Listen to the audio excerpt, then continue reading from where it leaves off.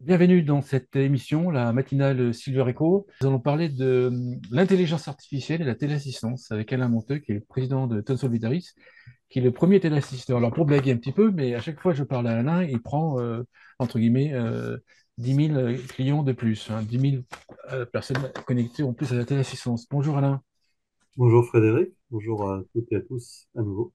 Peut-être présenter Tunstall, Vitaris, ou te Total présenter toi. Vitaris, c'est le premier téléassisteur de France. Donc, je pense que la téléassistance, tout le monde connaît. Et effectivement, on a la chance d'avoir quelques succès et nous avons aujourd'hui 250 000 ou presque 250 000 usagers connectés à nos services de téléassistance quotidiennement. Et nos services de téléassistance vont du simple bouton d'appel, petit bouton rouge, comme on dit, à une multitude de capteurs pour vous sécuriser au domicile, en mobilité, vous apporter sécurité de la maison ou vous apporter du lien social ou du suivi de votre santé. Voilà. Tunstall, un groupe anglais, enfin international, présent dans beaucoup de pays, avec la capacité, moi, je trouve ça c'est fort, c'est la capacité de pouvoir tester des solutions. Ah, effectivement, on a la chance d'avoir un gros service de recherche et innovation qui permet de tester des solutions sur le même principe que nous avons parlé avec le Gérontopole et à la fois de tester les solutions, à la fois de travailler sur des focus group avec nos abonnés ou futurs abonnés pour essayer de bien comprendre leurs besoins et de faire le lien en termes de ce qu'ils sont prêts à payer. Ça sert à rien de développer des choses, même si elles fonctionnent, s'il n'y a pas de solution de financement derrière, comme ça a déjà été évoqué. Intelligence artificielle et téléassistance, en fait, là, on imagine plein de choses. Euh, Alors, moi, je voulais parler d'une solution qu'on a la chance de déployer aujourd'hui. On a commencé avant l'été sur 3000 logements. Donc, c'est une histoire belge, parce que ça se passe en Belgique, où l'idée est de passer d'une logique de détection à une logique de prévention. Mais avant de raconter cette histoire belge, je voulais quand même rappeler que la téléassistance, c'est quand même aujourd'hui 700 000 usagers en France. Donc oui, ça a une image ancienne, mais ça fonctionne. Aujourd'hui, la téléassistance traite environ 300 000 chutes de seniors par an, soit 3 chutes sur 5 survenues en France. Et il faut savoir que quelqu'un qui a la téléassistance a quand même plus de chances après sa chute, parce que dans 4 cas sur 5, avec la téléassistance, il va pouvoir rester chez soi, alors que dans d'autres cas, il va rester longtemps au sol, et on sait que une heure au sol va aggraver fortement les probabilités de décès et vont conduire dans 100% des cas de toute façon à l'hôpital. Voilà. Mais la question, c'est comment on peut utiliser les nouveaux outils, donc l'intelligence artificielle, pour passer d'une solution de détection à une solution de prévention. Et donc, nous, on a eu la chance de travailler avec un client qui s'appelle la CSD en Belgique, qui est une mutuelle, pour pouvoir déployer une solution de prévention à grande échelle, avec des enjeux importants. D'abord, que ça soit une solution robuste et que ça soit une vraie solution de téléassistance, qui respecte donc les normes et les protocoles de téléassistance. Que ça soit une solution qui va permettre de détecter des solutions à risque, qui va pouvoir détecter des anomalies de comportement et en fait des ruptures ou des changements progressifs dans la façon de vivre de la personne pour mettre en place en amont des actions préventives. Et pour ça, on va mettre en place un certain nombre de capteurs adaptés à la personne. Donc, on a vu tout à l'heure qu'il y avait énormément de capteurs, hein. On peut mettre des capteurs dans un tiroir à couvert, on peut mettre un capteur pour ouvrir le frigo, pour voir si on s'est nourri le midi. On peut mettre des capteurs de détecteurs de présence pour savoir combien de temps on passe dans une pièce, à quelle heure on se lève, combien de temps on passe dehors. Il y a une multitude de capteurs qui peuvent être mis en place, et toujours avec l'assentiment de la personne dans une vraie relation éthique. Rien n'est mis en place si la personne ne l'a pas validé et n'a pas compris à quoi ça servait. Euh, dans les, euh, dans les, dans les enjeux aussi, c'est d'accompagner la famille et les aidants face à ces différents événements parce qu'ils sont souvent un peu démunis. Donc le choix qu'on a fait, c'est de ne pas les laisser seuls avec une application où il y aurait un certain nombre d'informations. Donc nous, on a fait le choix d'intégrer la solution dans des équipes de soins. Et donc de ne pas mettre une application où tu vas avoir, par exemple, l'information où bah, ton papa, il est allé 3 fois aux toilettes cette nuit, puis la nuit suivante 10 fois, et tu sais pas quoi faire avec ça. Et donc, c'est de faire l'intégration avec les équipes de soins pour apporter des réponses à ces événements et de mettre derrière une intelligence artificielle qui va être capable de détecter vraiment de façon fine les évolutions dans le temps et de déterminer des profils et des évolutions et de proposer des solutions et des solutions pour adapter la solution qui est mise en place pour la personne, mettre en place des solutions de prévention santé, mettre en place des solutions, par exemple, d'aménagement de l'habitat.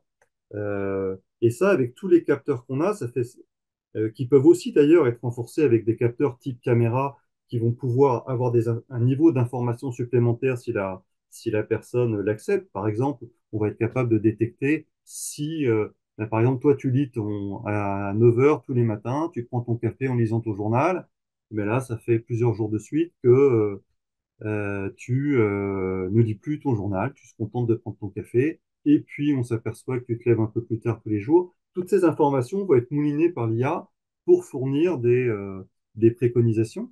Et comment ça se traduit?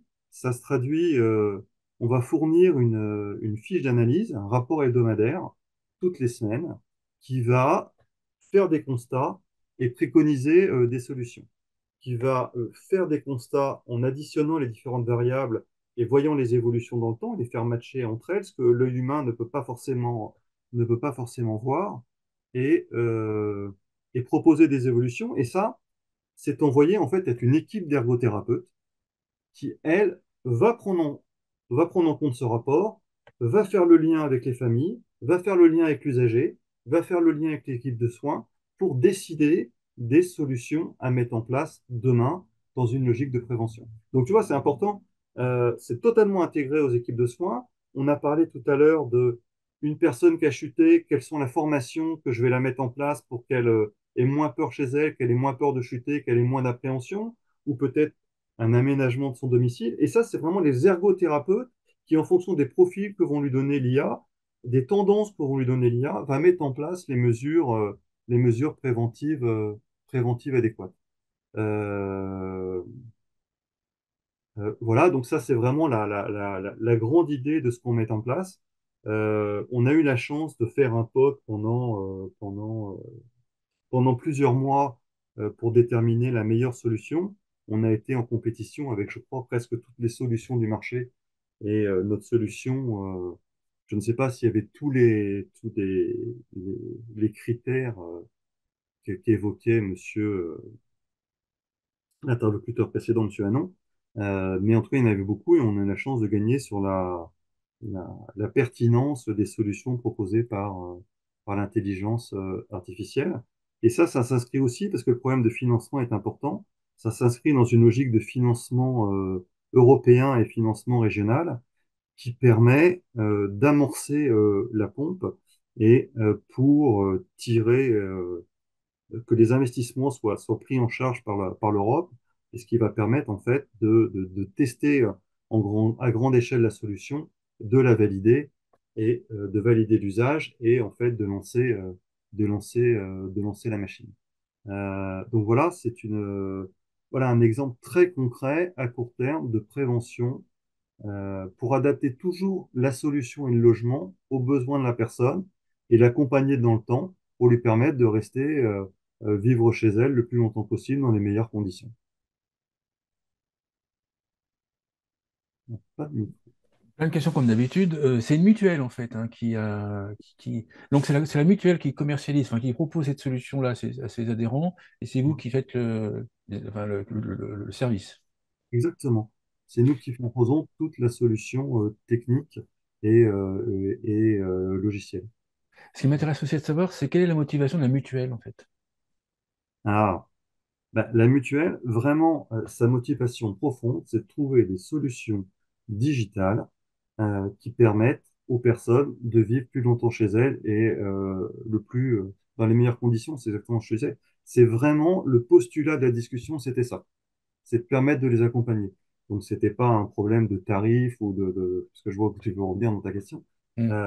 Mais c'était vraiment permettre de les accompagner et comment on peut bénéficier des nouvelles technologies digitales pour ce faire. Mais il n'y avait pas un objectif de réduire les dépenses plus tard, ou il y a ça ou c'est un service? Enfin, c'est déjà bien, hein. Je pense que c'est plutôt un service plutôt que de réduire des dépenses, c'est de se dire comment je peux accompagner les personnes et adapter la solution et comment je peux utiliser les différentes ressources que j'ai, parce que les mutuelles, elle a aussi des services d'aide à la personne, des services domicile, des partages de repas. Comment j'adapte mes différentes solutions pour apporter la bonne solution à mes usagers au bon moment. Si j'ai compris, chaque adhérent, enfin chaque bénéficiaire a des installations, une installation sur mesure. C'est pas forcément les mêmes capteurs chez tout le monde. Il y a ça aussi là. Exactement. Il peut y avoir des gens qui sont majoritairement en caméra parce qu'ils l'ont accepté, d'autres où c'est plus des capteurs de présence. La solution est vraiment adaptée au mode de vie. Les caméras permettant aussi de faire de la détection de chute, donc sont plutôt adaptées pour des personnes qui ont des risques de chute avérés ou qui ont déjà chuté. L'acceptation des seniors, est-ce que les seniors acceptent ces solutions facilement? Est-ce qu'ils les comprennent? Est-ce Alors, qu'ils les acceptent? Est-ce que vous y allez progressivement? Enfin, comment ça se passe? j'ai eu la chance de participer aux installations, en tout cas à une au moins. Euh, et, euh, et en fait, en discutant avec la personne, on lui explique à quoi ça sert. Et dans la majorité des cas, les personnes, une fois qu'elles comprennent à quoi ça sert, qu'elles comprennent la sécurité qu'il y a au niveau des données, qu'ils comprennent, par exemple, si tu mets des caméras, qu'il n'y a pas quelqu'un au bout de la caméra qui est en train de regarder 24 heures sur 24, que tous les logiciels et tous les datas, toute l'intelligence artificielle pour la détection de chute reste en local. Ben voilà, il y a une acceptation, mais effectivement, faut expliquer et il faut pas du tout être dans une logique qui est moi je suis le fils et je veux protéger mon papa, ou je suis la fille et je veux protéger mon papa ou ma maman, et je t'impose ça. Non, il faut vraiment discuter et parler. Et oui, il y a des personnes qui veulent pas de caméra, il y en a d'autres qui veulent plutôt des caméras, mais je dirais que la tendance est plutôt à l'acceptation, encore une fois que tu as rassurer et expliquer sur comment c'était utilisé et la bonne fin de l'utilisation. Quand on est un téléassisteur, répondre à ce type d'appel d'offres, en fait, c'est bon, la question est un peu débile, mais enfin un peu idiote, mais je veux dire, c'est facile en ce sens qu'en fait, vous avez déjà les solutions ou pour répondre à ce type d'appel d'offres, en fait, il faut aller chercher d'autres solutions qui existent, les tester, comment ça se passe? Ben nous, on travaille avec des partenaires, donc on a tout un portfolio de partenaires et on se place toujours dans une logique d'intégration de solutions de services et d'intégration de solutions de logiciels et techniques. On a des solutions qui sont prêtes. Maintenant, je pense que l'une de nos grosses forces, c'est d'être capable de la personnaliser aux besoins exacts de nos clients. Donc, par exemple, dans ce cas-là, on a vraiment travaillé avec les ergothérapeutes pour personnaliser les rapports, pour déterminer les profils que l'IA devait chercher, le type de recommandations sur lesquelles ils étaient en attente, le type de points sur lesquels il fallait qu'on fasse attention. Donc ça, c'est totalement personnalisé pour le client, par exemple. Les services derrière sont réalisés par qui? Parce qu'en fait, on peut détecter plein de choses, mais après, so what? On en fait quoi derrière? Bah, C'est vous qui les réalisez? C'est la mutuelle? C'est alors comment dans cet exemple, c'est la mutuelle. Tu as un premier niveau qui est typiquement, je reprends mon exemple d'une personne qui s'est déplacée 3 fois dans la nuit. Plutôt qu'envoyer ça à la famille, c'est peut-être d'appeler la personne, essayer de ce qui s'est passé. Et par exemple, peut-être essayer de comprendre que la personne, elle a changé de médicament. Et donc, ça a un effet sur les déplacements aux toilettes pendant la nuit. Et peut-être d'appeler le docteur derrière pour faire changer le médicament. Et sur du moyen terme et long terme, c'est l'équipe de son aussi qui va rappeler pour expliquer ce qui a été vu et pour proposer des solutions. Et à chaque fois, sur la plantation des solutions, ça doit être un échange et ça doit être accepté. Si on va plus loin, si on se projette dans 5, 6 ans, avec ChatGPT 12 par exemple, est-ce que c'est l'intelligence artificielle qui va s'occuper de tout? C'est en fait, est-ce que ton plateau va être composé de logiciels en fait, de ChatGPT? Ça, c'est une bonne question. On a fait il n'y a pas longtemps à Marseille un séminaire avec la Fédération des services à la personne dont je suis aussi administrateur. Et ce sujet a été évoqué. Il y a effectivement des gens qui ont dit, bah, dans quelques années ou dans quelques mois, on va être remplacé par l'IA générative. Euh, je ne le crois pas. Je pense à l'inverse, ça va être un magnifique outil. On peut utiliser l'intelligence artificielle peut-être générative pour faire un niveau de filtre, par exemple. Un premier niveau de filtre est orienté vers la bonne personne. Si c'est une urgence, directement aller sur la filière urgence. Si c'est de la convivialité, directement aller sur la filière convivialité.